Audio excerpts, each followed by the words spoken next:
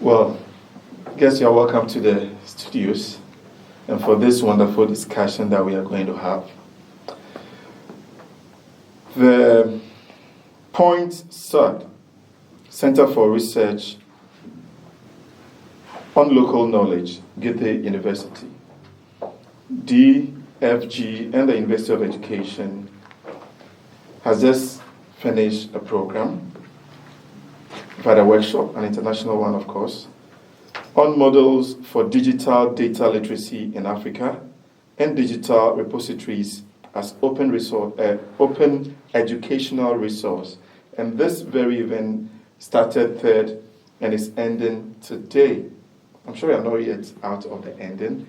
And it took place right there in the University of Education, WINNEBA. And we are just here to look at what went in and then discuss the fallout, of course, what had come out of the workshop.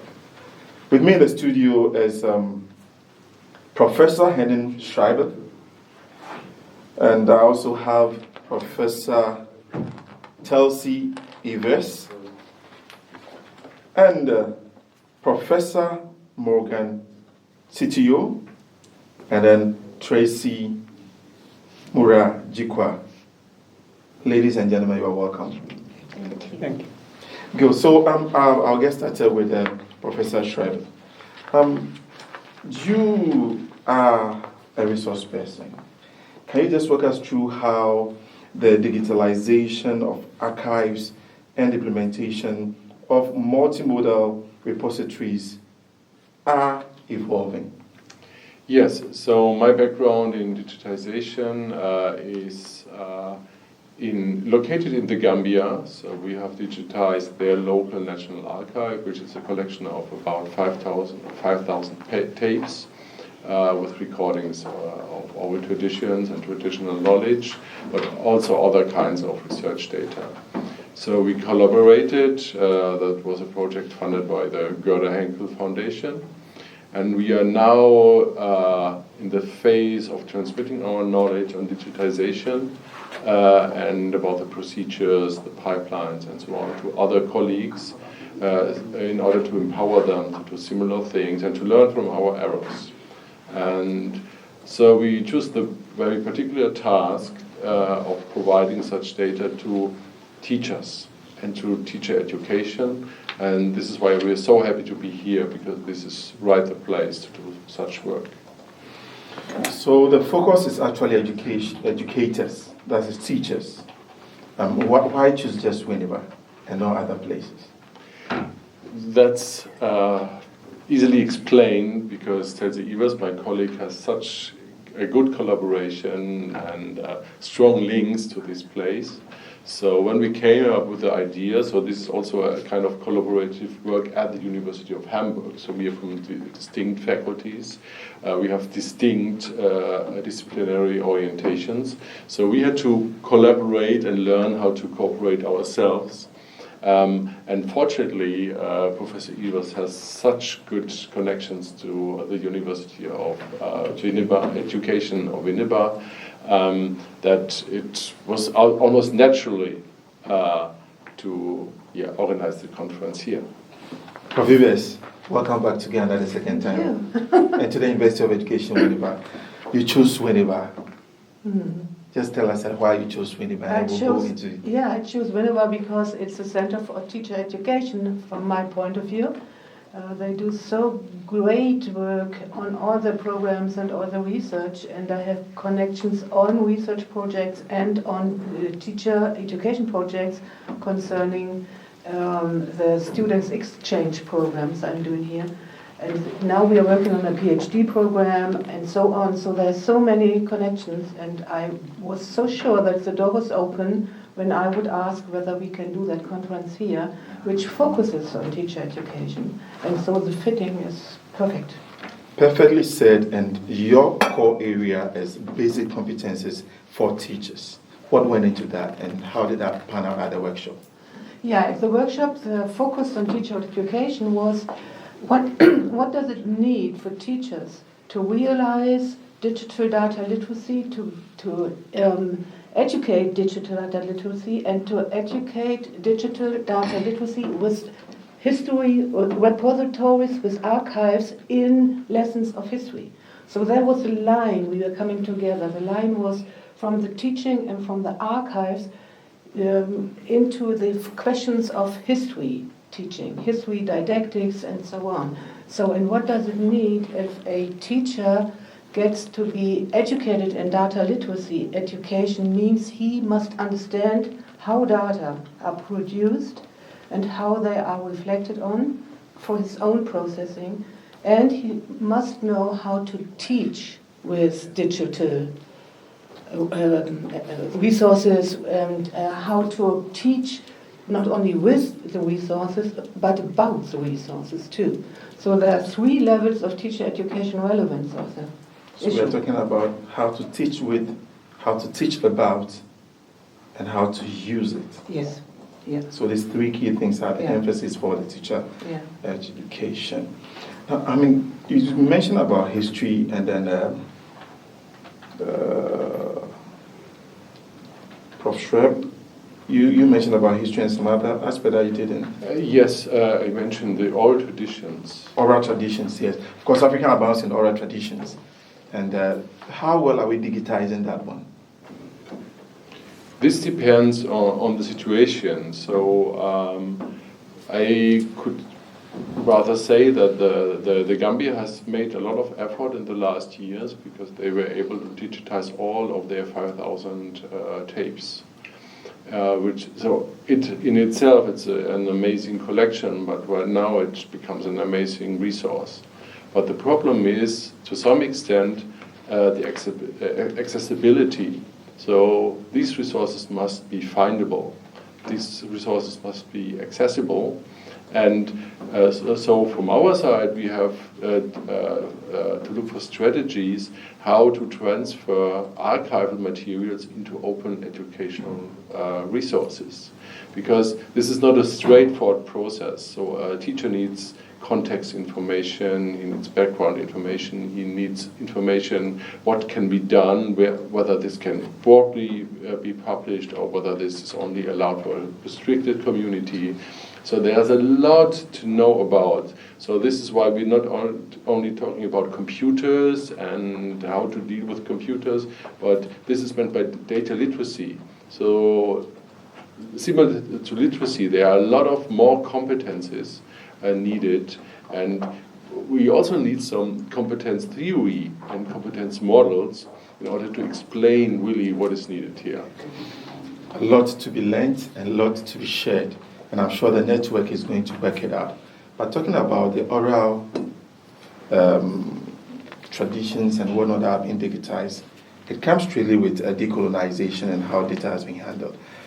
Professor Morgan Chitiyo, you talk about having a post-colonial African identity. How do you link that one with a critical decolonization and explorative learning? Yes, thank you. So the idea of decolonizing the curriculum is within the context of that identity formation and identity development.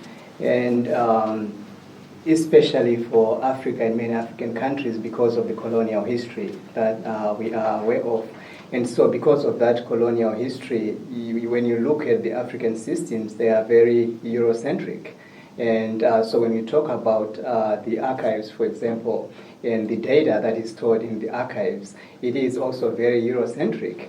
And when you look at the curriculum in terms of education, the curriculum is very Eurocentric as well. So then comes the idea of a curriculum that is Eurocentric and not connected to the African, to the native African traditional heritage and culture.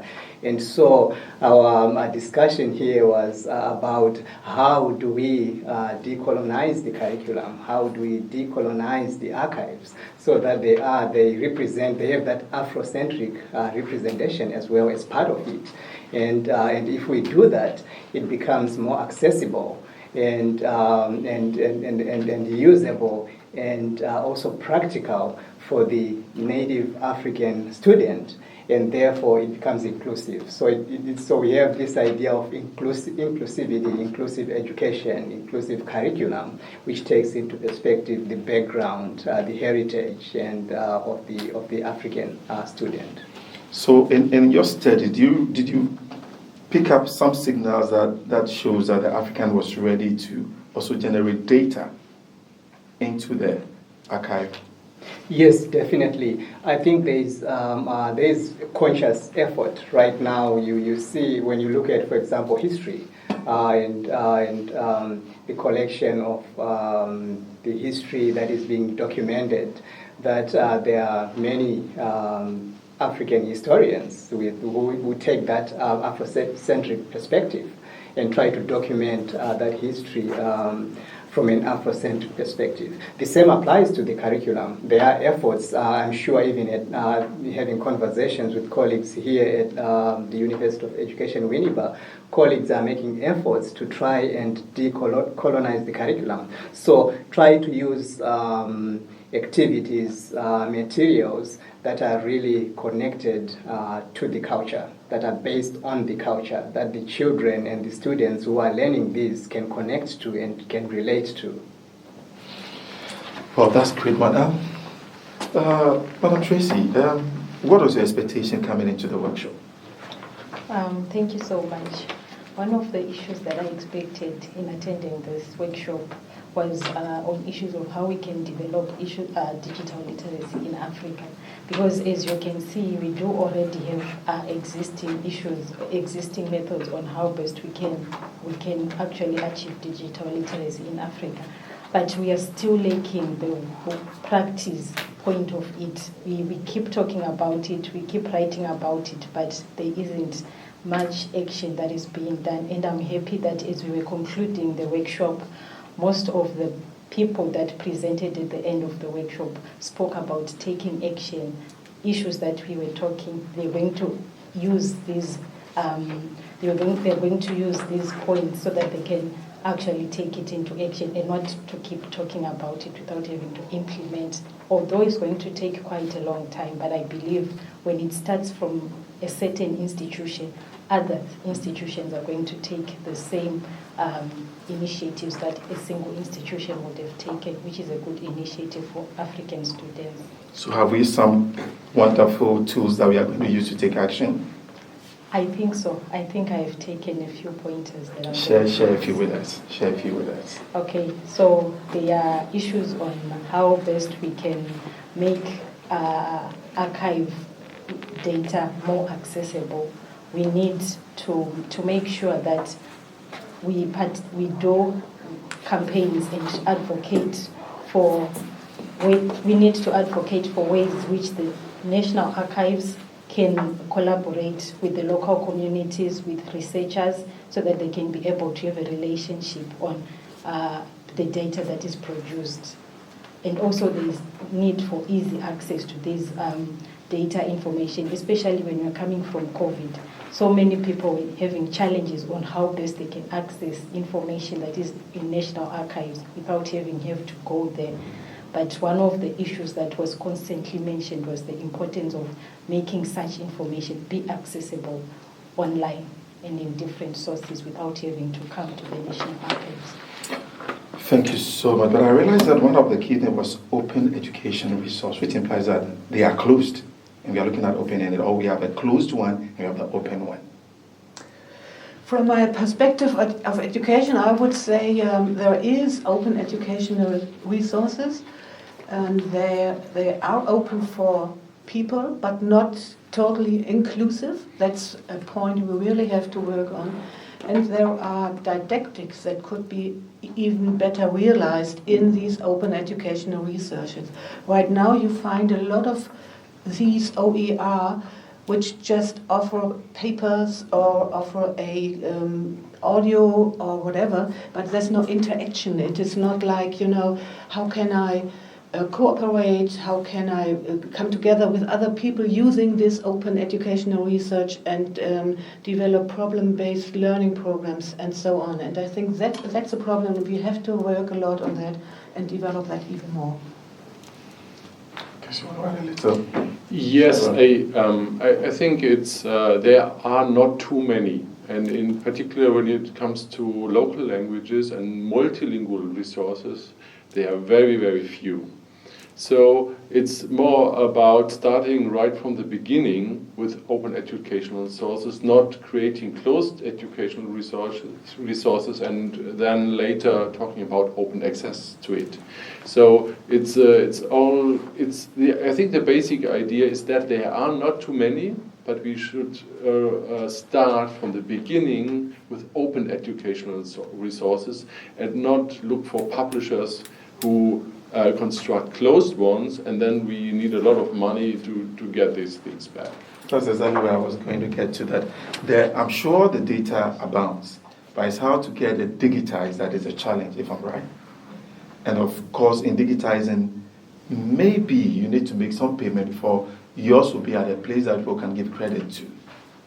How are we working at demystifying these challenges to especially the African one persons, where the challenge is being made that a lot of them seem to be Afro-centric instead of, and then we don't have them.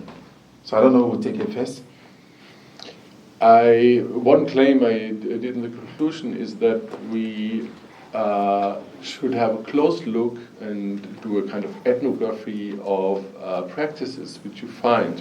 So I would say that the smartphone and technology related to apps or tablets should be a focus of our future work, because we don't have computers so much. People use cameras, they use their smartphones. So a strategy which is related too much, which relies too much on computers, will not be successful. So as soon as we talk about and think about action, we should realize what is the current situation here, and we should not come up with too complicated technology, because then right at the beginning we will exclude a lot of people from participating in this endeavor. Yeah, maybe we could talk about metadata too, because we need metadata to be well constructed, because they are the door into all the repositories.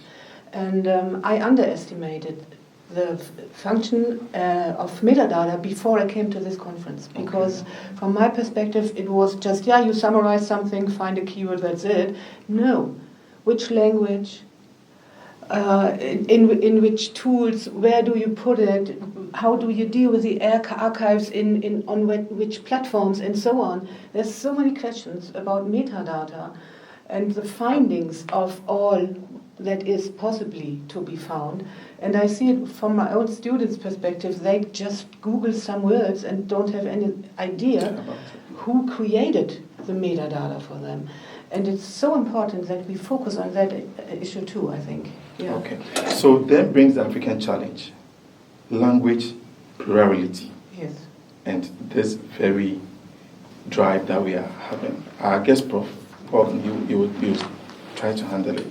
Where does language plurality in Africa contribute towards this agenda? So I think language is really central to that issue of identity that I talked about.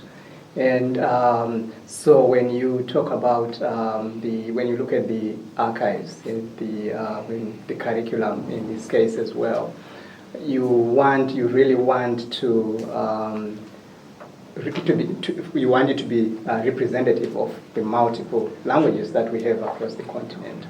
And because without that, it is very difficult in terms of access for so many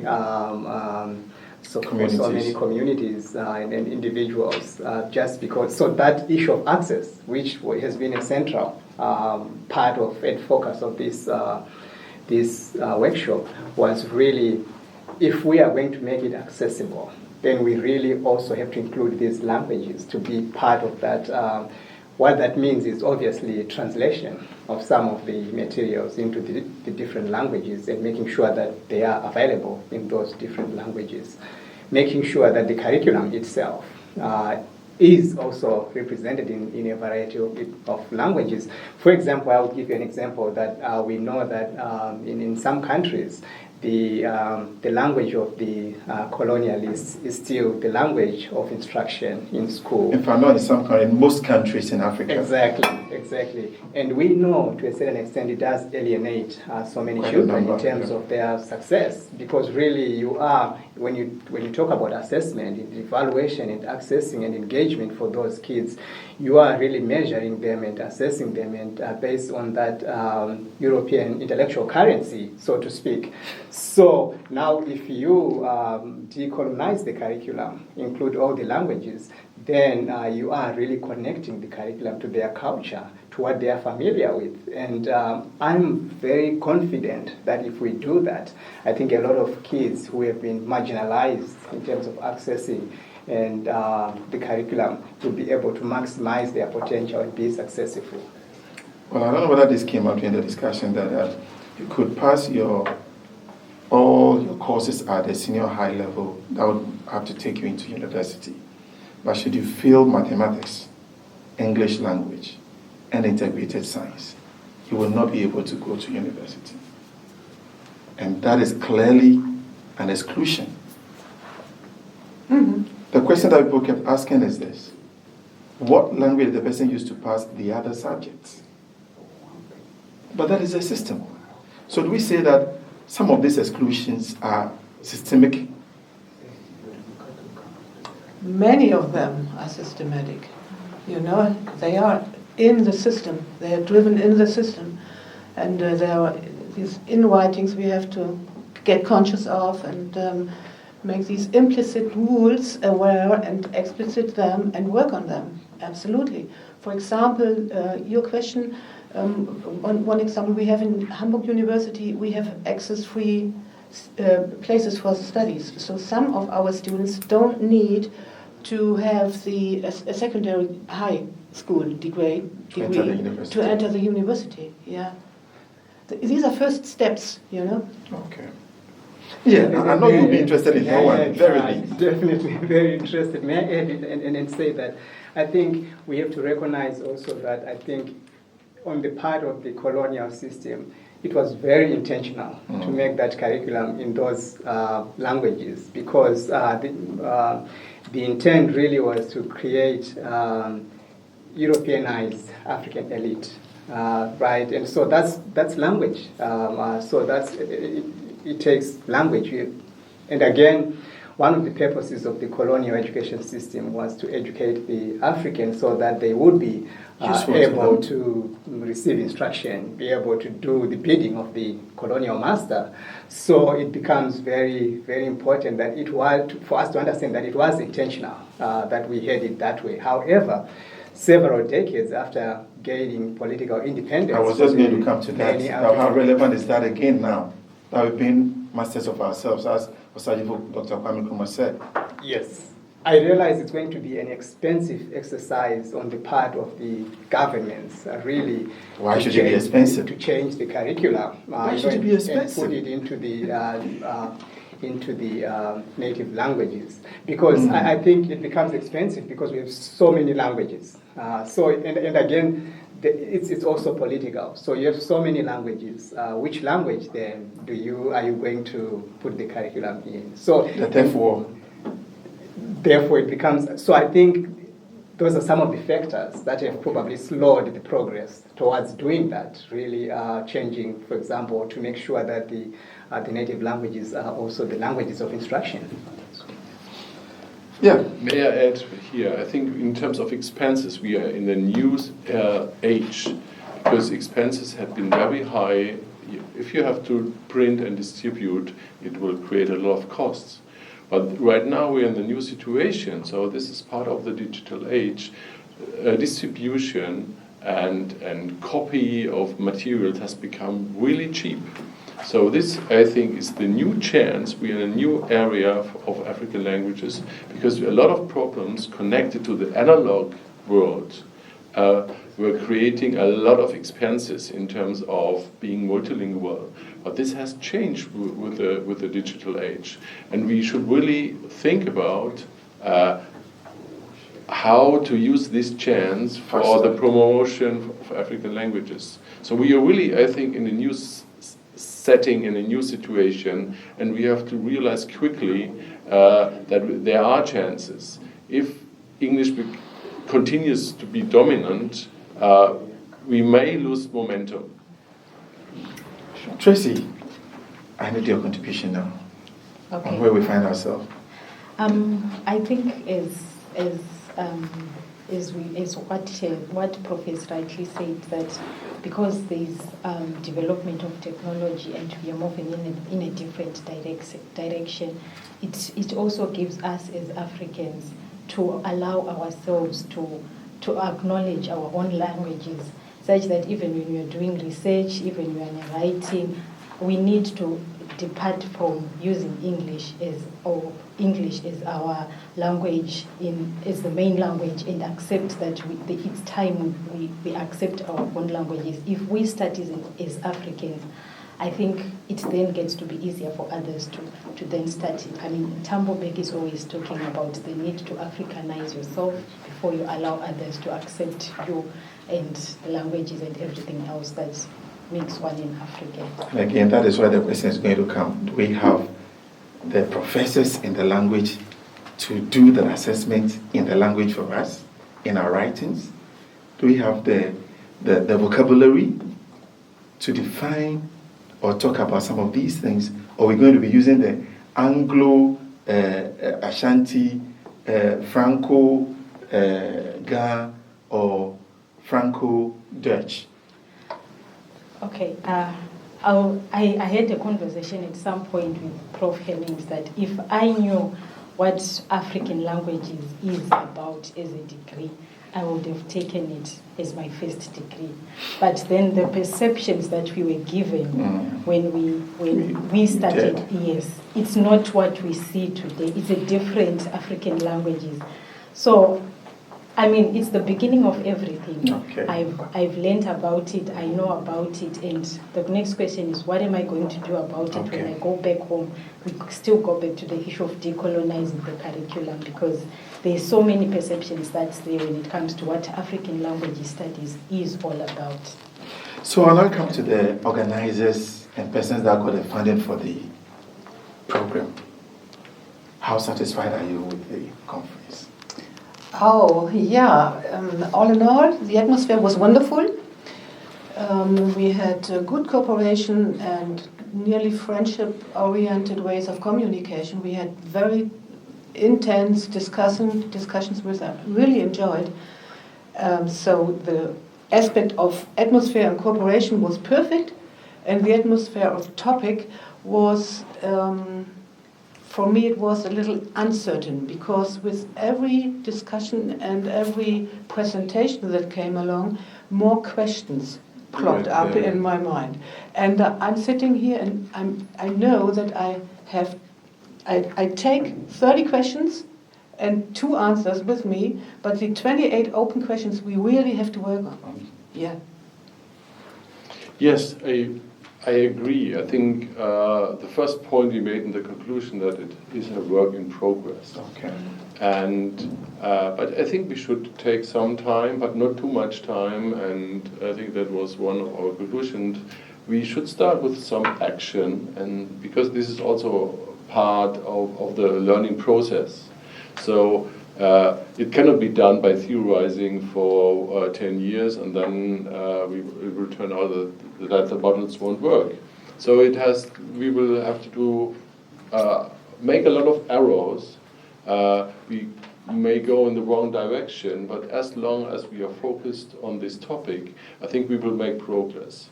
So what I liked very much about this conference and workshop was that it was somehow Pan-African without being initially, purposely being Pan-African.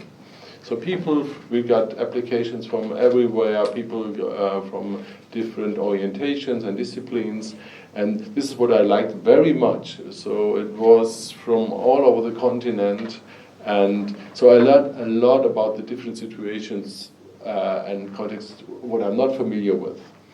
And I still think it is work in progress, but we also made some progress, I think, in this workshop. And but there's much more to follow. Work in progress, we have made progress, but there is much to be followed up on. Prof. Yes, I think we have a lot of work ahead of us,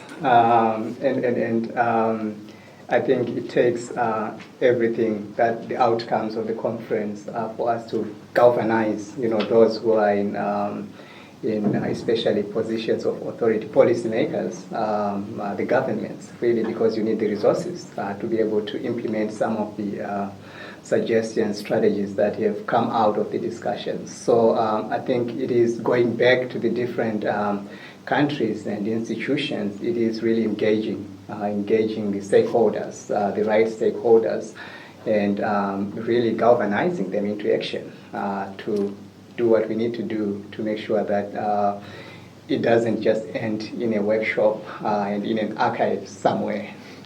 Probably a digital archive. Yes.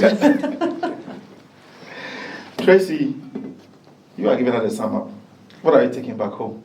Thank you so much. One of the issues that I'm going to be taking home is beyond what we have discussed. There is more that also needs to be done. How do we get to reach to the African rural societies so that they can be able to understand what digital literacy is? Already, there are challenges on how we can get there, but we do need to be inclusive of this kind of community. How do they get to be part of those that know about it? Because we cannot develop one part of a country and leave the other. We are not going anywhere. We are stuck in the same position. So that will be my take home.